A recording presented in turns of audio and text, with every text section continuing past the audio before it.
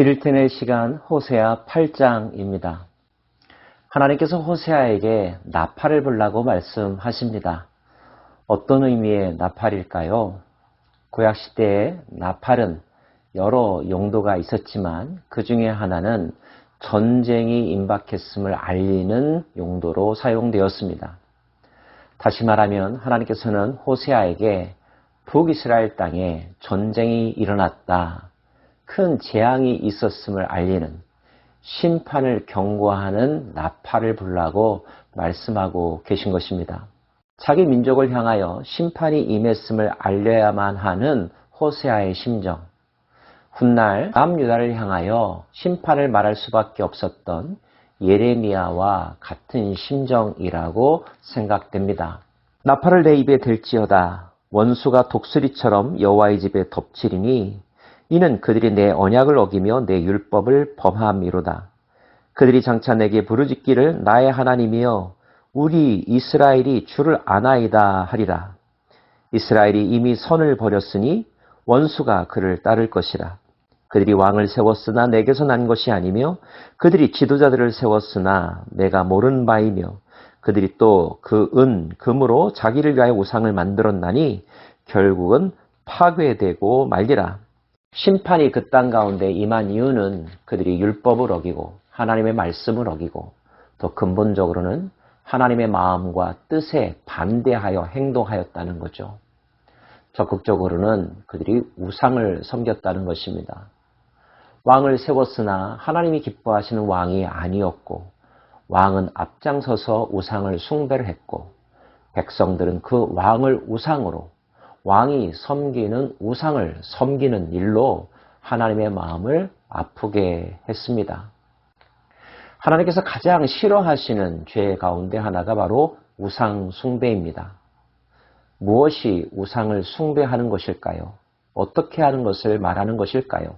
나무나 달에 절하는 것, 우상이라고 여겨집니다. 그런데 그것만일까요? 더 넓게는 하나님보다 더 사랑하는 것, 자기의 유익과 만족을 위하여 인위적으로 만들어 놓은 이데올로기나 생각, 대상이 모두 다 우상입니다. 고대에는 이런 우상들이 높은 산 위에 있었거나 동네 어귀에 있었다고 한다면 이 시대의 우상은 어디에 있을까요? 조심스럽지만 참 안타까운 것은 많은 우상이 인간의 마음속에 그리고 교회 안에 있다고 볼 수 있습니다. 하나님이 아닌데 그를 절대시하고 하나님을 의지한다고 말하지만 사실은 어떤 사람을 의지할 때 그것이 곧 우상입니다. 자기 연민도 우상일 수 있습니다. 열심도 우상이 될 수 있습니다. 하나님의 열심으로 일하는 것이 아니라 자기의 열심으로 일하게 될 때, 그리고 열심을 내는 자기 자신을 절대시하게 되면 그것이 바로 우상인 것이죠.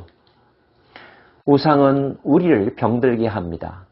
자각하지 못하는 상황 속에서 우리를 하나님과 점점 더 멀리 가게 만들죠. 자기만의 왕국을 세우려고 한답니다. 그 결국은 무엇입니까? 그렇게 내가 믿었던 우상이 아무짝에도 쓸모없는 어떤 능력도 갖지 못한 허수아비에 불과하다는 것을 깨닫는다는 거죠. 문제는 너무 늦게 깨닫는 데 있습니다. 그래서 하나님은 우상을 만들지도 말며 섬기지도 말고 거기에 마음을 두지도 말라고 말씀하십니다. 사마리아여 내 송아지는 버려졌느니라. 내 진노가 무리를 향하여 타오르나니 그들이 어느 때에 무지하겠느냐. 이것은 이스라엘에게서 나오고 장인이 만든 것이라 참신이 아니니 사마리아의 송아지가 산산조각이 나리라. 그들이 바람을 심고 광풍을 거둘 것이라. 심은 것이 줄기가 없으며 이삭은 열매를 맺지 못할 것이요 혹시 맺을지라도 이방 사람이 삼키리라. 이스라엘은 이미 삼켰은즉 이제 여러 나라 가운데 있는 것이 즐겨 쓰지 아니하는 그릇 같도다. 사마리아가 만든 송아지, 인간이 만든 우상, 산산조각이 날 거라는 거죠.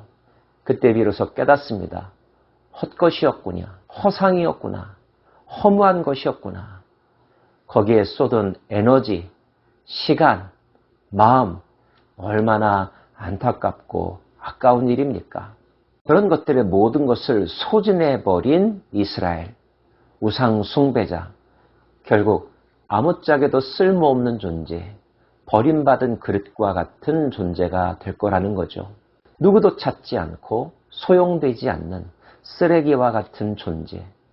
이것이 북이스라엘에게 임할 심판의 결과였습니다. 그들이 홀로 떨어진 들나귀처럼 아수르로 갔고 에브라임이 값주고 사랑하는 자들을 얻었도다. 그들이 여러 나라에게 값을 주었을지라도 이제 내가 그들을 모으리니 그들은 지도자의 임금이 지워진 짐으로 말미암아 쇠하기 시작하리라. 에브라임은 죄를 위하여 제단을 많이 만들더니 그 제단이 그에게 범죄하게 하는 것이 되었도다. 내가 그를 위하여 내 율법을 만가지로 기록하였으나 그들은 이상한 것으로 여기도다.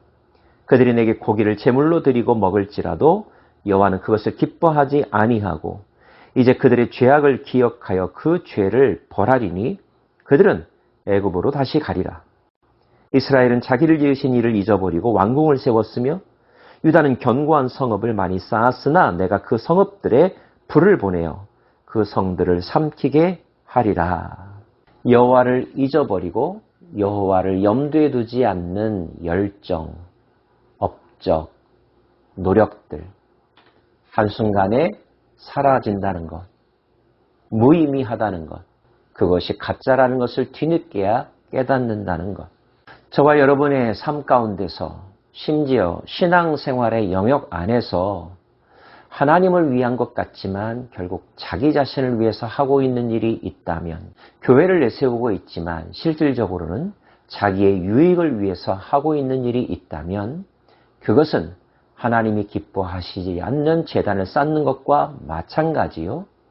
송아지를 만들고 거기에 절하는 것과 다를 바가 없습니다. 그런 노력은 하나님과는 상관없는 것이 됩니다. 하나님이 기뻐하지 않으십니다. 기뻐하지 않으실 뿐만 아니라 하나님의 영광을 가로채고 스스로 파멸의 길로 이끌기 때문에 그 모든 것의 마지막은 비극이 될 수밖에 없다는 것. 우리는 말씀을 통하여 다시 한번 묵상하게 됩니다. 우리 자신을 돌아보십시다. 우리의 신앙생활, 우리의 공동체, 우리의 사회, 우리 국가, 그 가운데 거짓이 왕의 자리를 차지하고 있는 것은 없습니까? 진리와 공평과 정의와는 상관없는 집단 이기주의나 개인주의의 바탕을 둔 이데올로기나 사조는 없습니까? 그런 철학, 그런 가르침, 그런 강의를 혹시 들어보신 적은 없습니까? 영적으로 깨어있지 아니하면 우리는 분별조차 하지 못한 상태에서 우리의 영혼을 내어주게 될 것입니다. 그리고 우리의 영혼은 점점 더 병들어 가겠죠. 하나님의 진노를 쌓아가는 일을 자신도 모르게 할 수 있다는 뜻입니다. 이런 실수와 함정에 빠져들지 않으려면 우리는 하나님 앞에 설 때 더욱더 겸손해야 합니다. 깨끗한 마음으로 나아가야 할 것입니다. 듣는 마음, 순종하는 마음 있어야 할 것입니다. 성령의 도우심을 구해야 할 것입니다. 말씀으로 말씀을 해석할 줄 아는 통찰력이 있어야 할 것입니다. 하나님의 구속사의 원리와 그분의 성품을 이해하는 영적 지혜가 있어야 할 것입니다. 하나님과 상관없는 열심, 하나님이 기뻐하지도 않는 제사, 하나님의 나라에 기여하지 못하는 노력들, 그 모든 것들이 바로 우상이 될 수 있음을 마음속에 새기면서 오늘도 두렵고 떨림으로 하나님 앞에 나아가는 저와 여러분 모두가 되기를 소망합니다. 기도하겠습니다. 하나님, 나팔이 울려지기 전에 다시 한번 기회를 주신다면 우리 자신을 돌아보고 바로잡을 수 있기를 원합니다. 우리는 눈이 어두워져서 귀가 오염되어서 제대로 듣지 못하오니 성령님 임하셔서 우리의 눈을 열어주시고 귀를 열어주시고 보게 하시고 깨닫게 하시고 분별하게 하여 주옵소서. 훌륭한 말씀의 교사와 영적 지도자들을 만날 수 있기를 원합니다. 또 그런 사람들이 더 많이 배출될 수 있기를 원합니다. 하나님, 우리를 불쌍히 여기소서. 예수님 이름으로 기도합니다. 아멘.